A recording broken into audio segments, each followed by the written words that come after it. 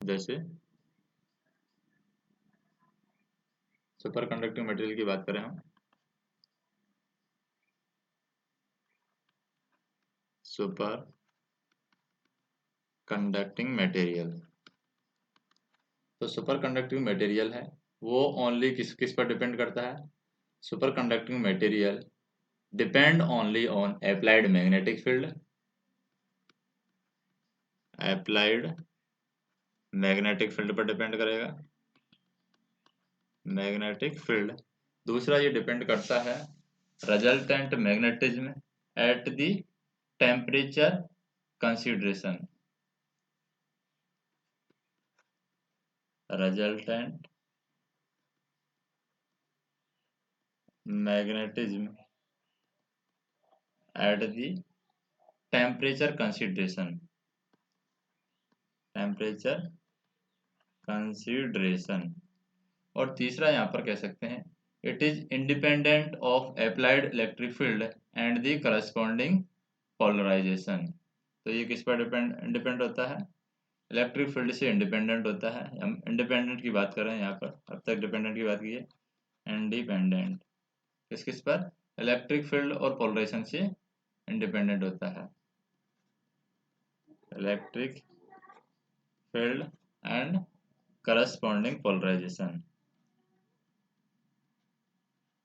Corresponding polarization, इससे ये independent होगा।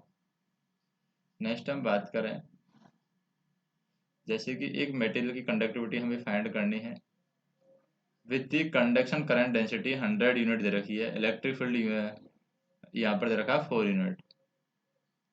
हमें निकालना है मटेरियल की कंडक्टिविटी। क्या निकालना है हमें? कंडक्टिविटी निकालना है। और हमें क्या क्या चीज़ दे रखी है यहाँ पर? करंट डेंसिटी दे रखी है 100 यूनिट, करंट डेंसिटी दे रखी है 100, और इलेक्ट्रिक फील्ड दे रखा है 4 यूनिट, इलेक्ट्रिक फील्ड यहाँ पर दे रखा है 4 यूनिट। तो यहाँ पर हम बात करें कि अगर हमें कंडक्शन करंट डेंसिटी है वो दे रखी है, करंट कंडक्शन करंट डेंसिटी किसे देते हैं? कंडक्शन करंट डेंसिटी देते हैं J C equal to conduction current density that is equal to rho into E. तो हाँ, अगर हम कंडक्टिविटी निकालना है यानी रो की वैल्यू निकालनी है तो हम क्या करेंगे?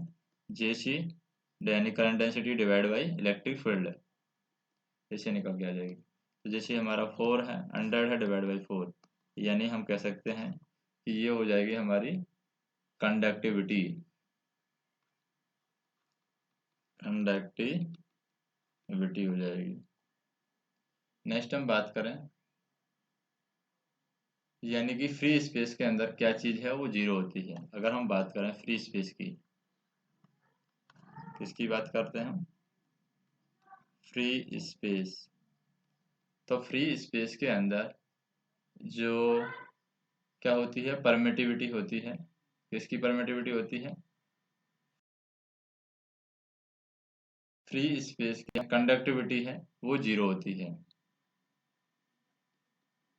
कंडक्टिविटी यहाँ पर जीरो होगी। नेक्स्ट हम बात करें कि best definition of polarization, polarization की बेस्ट डेफिनेशन क्या है? Best definition of polarization. तो पोलराइजेशन की बेस्ट डेफिनेशन के बारे में बात करें तो क्या हो सकती है पोलराइजेशन की best definition? Electric dipole moment per unit volume, ये यहाँ की इसकी बेस्ट डेफिनेशन हो सकती है। Electric dipole movement, electric dipole movement per unit volume,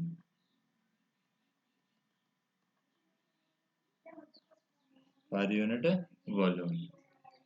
तो हम कह सकते हैं the polarization is defined mathematically as the electric dipole moment per unit volume, and it is also referred to as orientation of dipoles in the direction of applied electric field। यानी dipole का जो orientation है वो उसी direction में होनी चाहिए जिस डायरेक्शन में इलेक्ट्रिक फील्ड को अप्लाई किया गया है। नेक्स्ट हम बात करें कि एलिमेंटल सॉलिड डाइलेक्ट्रिक कौन से हैं, यानी सॉलिड डाइलेक्ट्रिक की बात करें, elemental solid dielectric, elemental solid dielectric. तो एलिमेंटल सॉलिड डाइलेक्ट्रिक जो है वो है हमारे पास में सिलिकॉन। सिलिकॉन क्या है, एलिमेंटल सॉलिड डाइलेक्ट्रिक है। नेक्स्ट हम देखें, जैसे एलिमेंटल सॉलिड डाइलेक्ट्रिक का एग्जाम्पल अगर हम बात करें कि जो एग्जाम्पल नहीं है वो सिलिकॉन है। एलिमेंटल सॉलिड डाइलेक्ट्रिक का एग्जाम्पल नहीं है ये सिलिकॉन, यहाँ पर एलिमेंटल सॉलिड डाइलेक्ट्रिक नहीं है क्योंकि सेमीकंडक्टर है। बाकी हम अगर एलिमेंटल सॉलिड डाइलेक्ट्रिक बात करें तो जैसे हमारा जर्मेनियम है, एलिमेंटल सॉलिड डाइलेक्ट्रिक है, सल्फर है, डायमंड है, ये सभी क्या है, डायमंड, ये एलिमेंटल सॉलिड डाइलेक्ट्रिक है। नेक्स्ट हम बात करें किसके बारे में, कंजर्वेटिव फील्ड कौन सा है जो कि अच्छी यहाँ पर इक्वेशन बनती है कंजर्वेटिव फील्ड की, यानी कंजर्वेटिव फील्ड के बारे में बात करते हैं। The conservative field which of the get the equation hold good, तो यहाँ पर कंजर्वेटिव फील्ड को कौन सी रिलेशन यहाँ पर बताती है, कौन सी इक्वेशन है वो कंजर्वेटिव फील्ड के बारे में बताती है। तो यहाँ पर हम बात करें कंजर्वेटिव फील्ड, तो कंजर्वेटिव फील्ड के बारे में कौन बताता है, कंजर्वेटिव फील्ड के बारे में एक इक्वेशन हमारे पास में, integration of E into D I equal to 0, ये सबसे बेस्ट तरीके से यहाँ पर एक्सप्रेस करती है कंजर्वेटिव फील्ड को।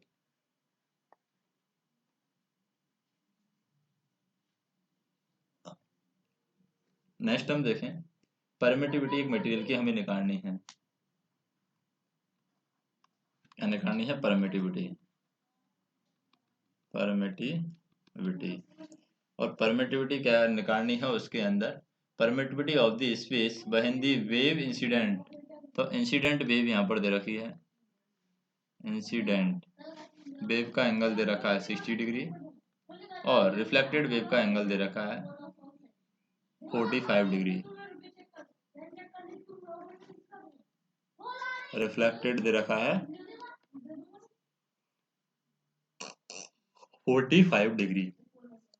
तो इसके द्वारा हम क्या निकाल सकते हैं, रिलेशन हम निकालते हैं boundary condition of dielectric interface, dielectric interface की बाउंड्री कंडीशन के अकॉर्डिंग हम रिलेशन यहाँ पर निकालते हैं। जैसे क्या होता है,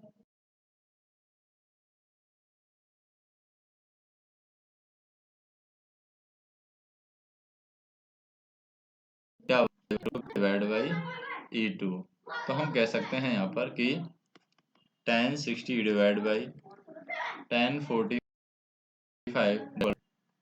E1 डिवाइड बाई 1, क्योंकि 1 क्यों होगा, क्योंकि यहाँ पर हमें दे रखा है क्वेश्चन के अंदर कि जो हमें परमिटिविटी सरफेस की निकालनी है, वेव इंसिडेंस एंगल दे रखा है जो कि एक दूसरा एंगल होता है 45 डिग्री पर, जो एयर के अंदर, ये एयर के अंदर दे रखा है, तो एयर के यहाँ पर हम कह सकते हैं कि परमिटिविटी 1 होती है, तो उसके अकॉर्डिंग यहाँ पर 1 हो जाएगा। तो यहाँ पर हमारी जो E1 है वो निकल के आ जाएगी, परमिटिविटी ऑफ सरफेस, तो वो आ जाएगी 1.73। नेक्स्ट हम बात करें कि पोजीशन इक्वेशन फ्री स्पेस के अंदर कब बनती है, यानी फ्री स्पेस के अंदर पोजीशन इक्वेशन बनती है उसके बारे में बात करते हैं।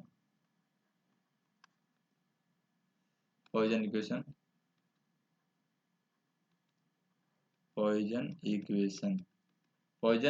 फ्री स्पेस में लाप्लास इक्वेशन कहते हैं, इसको लाप्लास इक्वेशन, पोजीशन इक्वेशन को। The position equation is given by, किसके द्वारा गिवन की जाएगी यहाँ पर, फ्री स्पेस चार्ज यहाँ पर 0 होता है, तो हम कह सकते हैं कि पॉइसन इक्वेशन है वो क्या हो जाएगी, divergence V equal to rho L E. लेकिन यहाँ पर चार्ज क्या हो जाता है, 0 हो जाता है। जैसे यहाँ पर बात करें, चार्ज क्या हो जाता है, 0 हो जाता है पॉइसन इक्वेशन में। तो ये इक्वेशन क्या हो जाएगी, डेल V इक्वल टू 0, जो कि लाप्लास इक्वेशन है एक तरीके से। नेक्स्ट हम कहते हैं कि एक रजिस्टर के कलर कोड हमें दे रखे हैं, उसके अकॉर्डिंग हमें उसकी वैल्यू पता करनी है। जैसे हमारे पास में कलर कोड का फार्मूला क्या होता है, वी रो ग्रेटर देन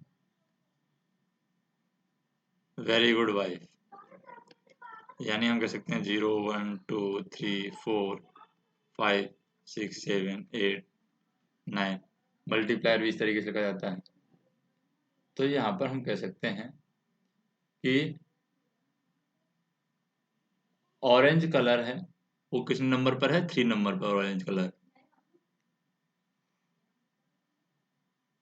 और वॉयलेट कलर है, वॉयलेट कलर किस नंबर पर, 7 नंबर पर है। ये वॉयलेट कलर है, yellow green blue violet, violet हमारे 7वें नंबर पर है। और तीसरा कलर है ऑरेंज, वो हमारा कितने नंबर पर है, 3 नंबर पर है। तो दोबारा हम कह सकते हैं कि 3 नंबर पर है, तो इसका मतलब तीसरा नंबर का है वो 10 की पावर 3 हो जाएगा, 10 की पावर 0, 10 की पावर 1, 10 की पावर 2, 10 की पावर 3, ये मल्टीप्लाई के लिए आ जाएगा। तो हम कह सकते हैं रजिस्टर वैल्यू क्या बन जाएगी, 37 किलो, ये वैल्यू हो जाएगी। नेक्स्ट हम देखें, जैसे हमें यहाँ पर निकालना है time constant of RL circuit. जैसे time constant series RL circuit का क्या होता है, सीरीज आरएल सर्किट का हमें बताना है टाइम कांस्टेंट। तो सीरीज आरएल सर्किट का टाइम कांस्टेंट क्या होता है, वो होता है L divide by R. L की वैल्यू हमें दे रखी है, मान लीजिए R की वैल्यू दे रखी है 4, L की वैल्यू दे रखी है 2, तो 2 डिवाइड बाई 4 हो जाएगा, ये आ जाएगा 0.5। नेक्स्ट हम बात करें, जैसे कैपेसिटेंस कंप्यूट करना है, इनर रेडियस दे रखी है 2 मीटर,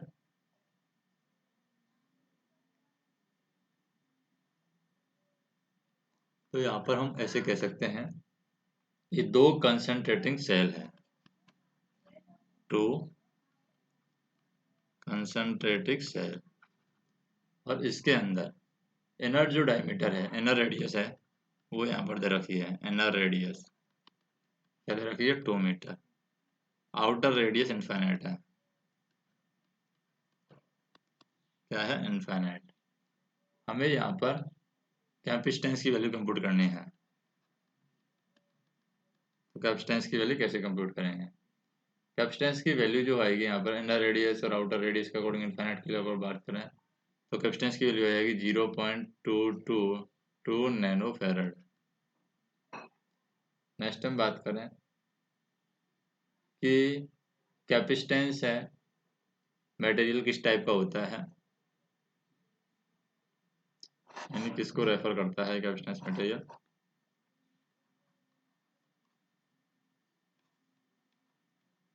कैपेसिटेंस मटेरियल। तो कैपेसिटेंस मटेरियल की बात करें यहाँ पर, ये कैपेसिटेंस मटेरियल की क्या होती है, एबिलिटी होती है, ability of material to store electric field. तो कैपेसिटेंस मटेरियल की जो प्रॉपर्टी है वो क्या कहती है हमें, कि इसकी एबिलिटी होती है, ability to material to store electric field, store electric field. Next हम बात करते हैं कि एक केबल का जो रेडियस है, यानी कि केबल का कोर रेडियस दे रखा है 1.2 सेंटीमीटर, केबल को रेडियस।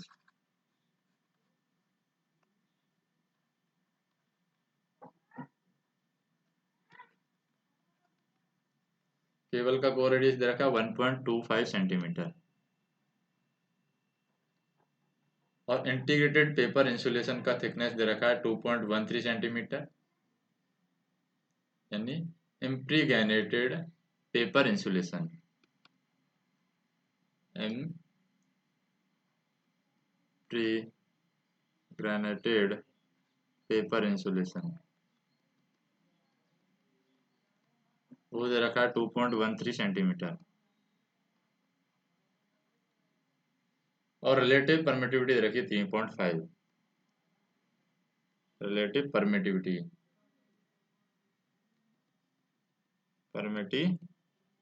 दे रखी है हमें 3.5। हमें निकालनी है कैपेसिटेंस ऑफ केबल, हमें निकालना है। कैपेसिटेंस ऑफ केबल क्या होगा?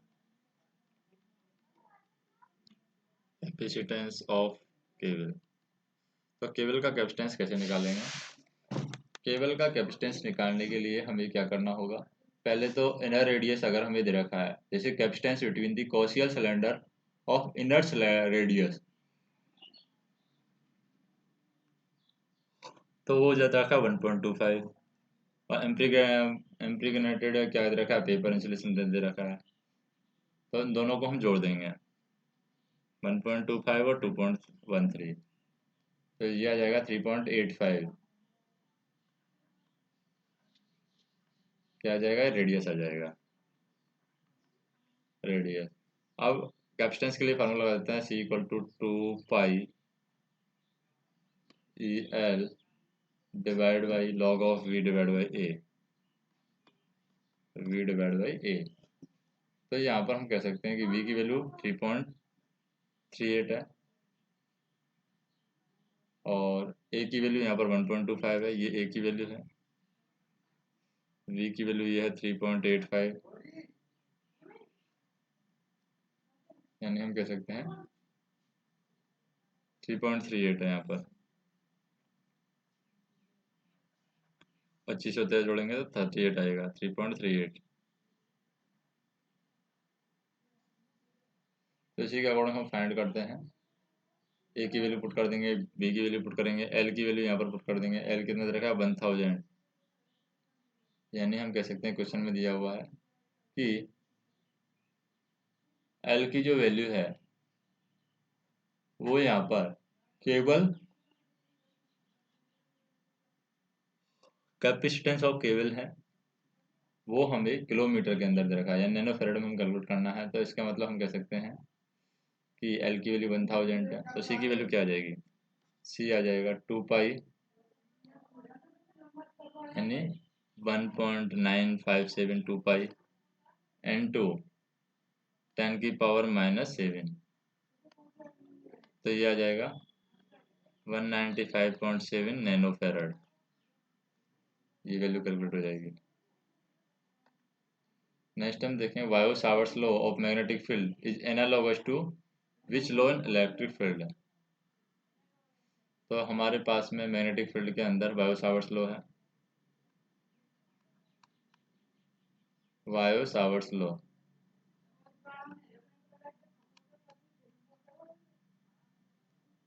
वायो सावर्ट्स लॉ,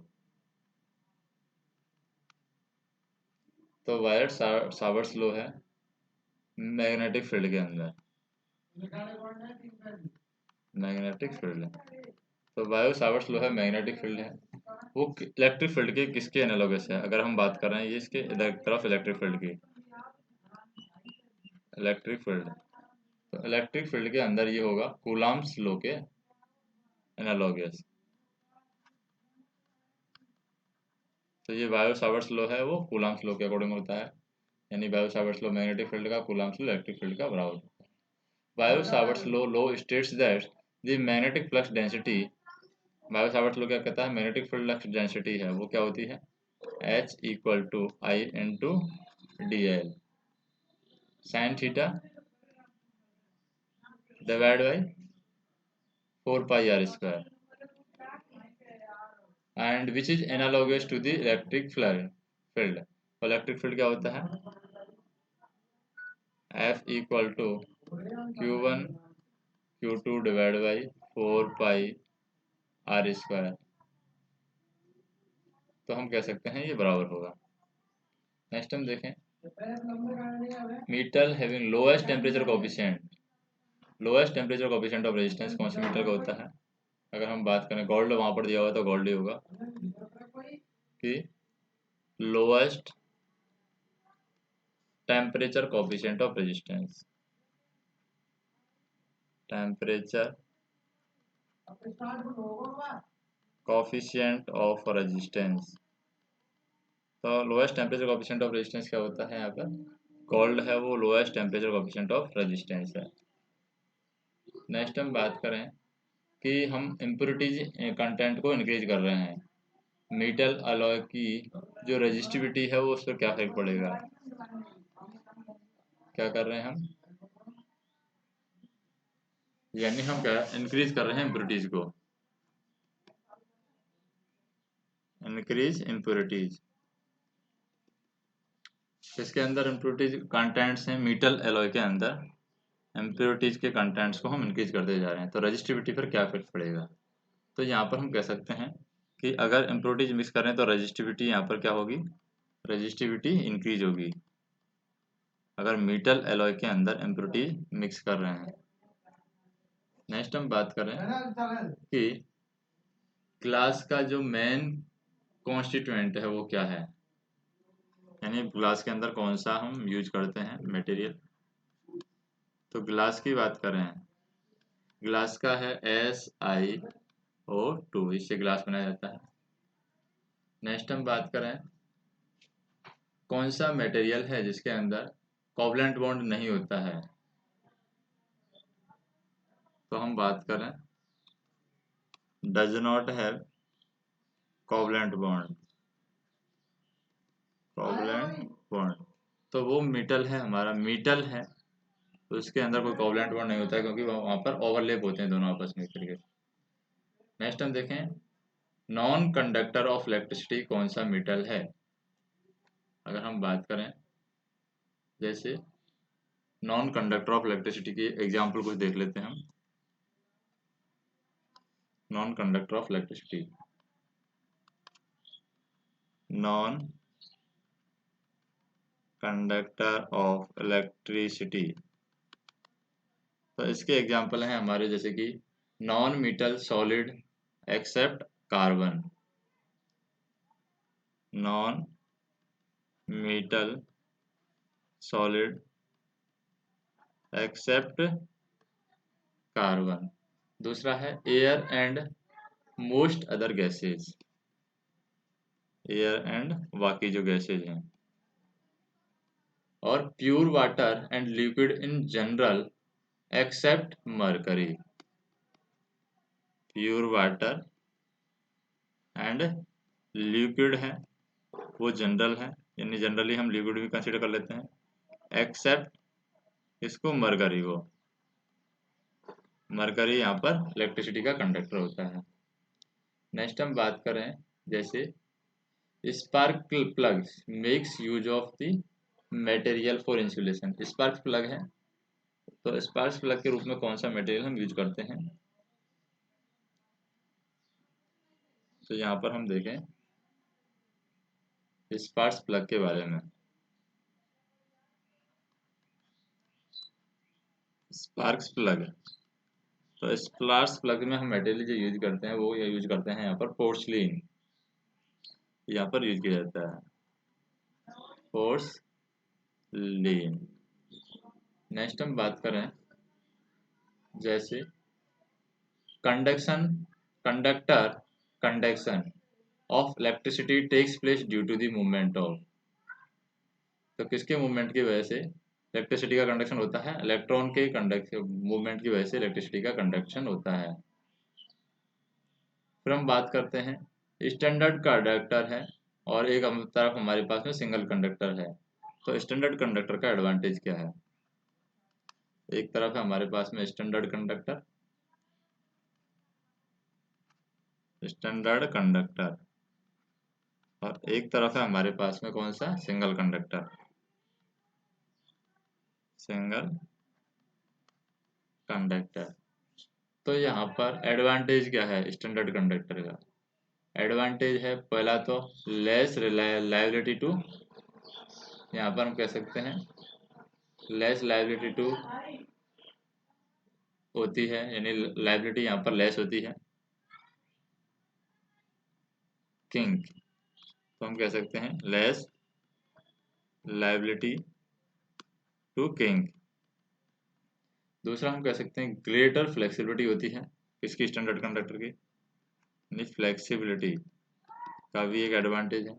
और तीसरा यहाँ पर लेस लाइबिलिटी टू ब्रेक, तो ब्रेक के लिए भी यहाँ पर लेस लाइबिलिटी होती है, लेस लाइबिलिटी टू ब्रेक, तो ये एक फायदा है इसका। नेक्स्ट हम बात करें जैसे कि फीजो इलेक्ट्रिक इफेक्ट है, फीजो इलेक्ट्रिक के इफेक्ट के बारे में हम बात करते हैं, क्रिस्टल से रिलेटेड है। फोटो इलेक्ट्रिक इफेक्ट के बारे में बात करते हैं। Photo electric effect occur only when the incident light has more than the certain critical, तो यहाँ पर हम कह सकते हैं कि जो फोटो इलेक्ट्रिक इफेक्ट होता है, इसके बारे में बात करें हम, फोटो इलेक्ट्रिक इफेक्ट,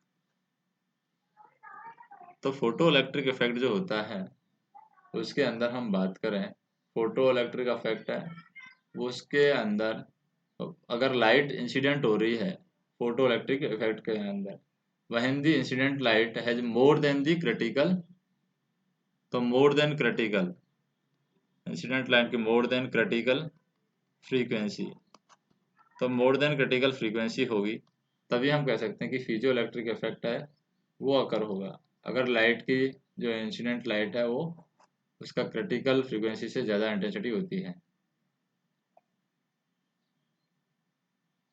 जैसे हीटिंग एलिमेंट के रूप में ना तो हम कॉपर यूज करते हैं ना ही एल्युमिनियम यूज करते हैं, वो क्यों, क्या वजह है कि ना तो हम हीटिंग एलिमेंट के रूप में कॉपर यूज करते हैं और ना ही हम एल्युमिनियम यूज करते हैं, एल्युमिनियम। तो इसकी क्या वजह है, पहला दोनों की ग्रेट टेंडेंसी फॉर ऑक्सीडेशन, दोनों की टेंडेंसी ऑक्सीडेशन से ज़्यादा होती है, यानी ऑक्सीडेशन के लिए ज़्यादा टेंडेंसी रखते हैं, तो हम कह सकते हैं ग्रेट टेंडेंसी फॉर ऑक्सीडेशन। दूसरा हम बोल सकते हैं लो मेल्टिंग पॉइंट होता है, जो भी हमारा क्या है एल्युमिनियम और कॉपर है, इसका लो मेल्टिंग पॉइंट होता है।